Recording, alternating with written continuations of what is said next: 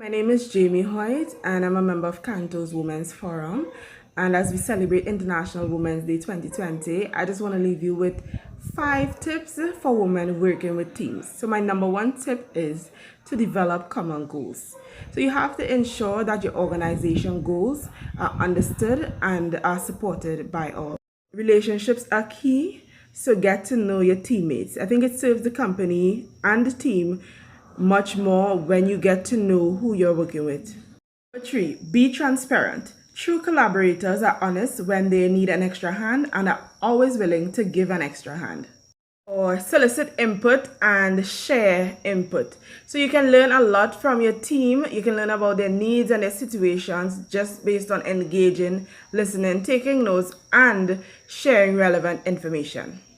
And tip number 5, woman, establish your dominance. Get used to showing up to conversations and asserting your position. You can do this by leading with facts and being strong. So these are my tips for women working with teams, and I wish you all a happy International Women's Day.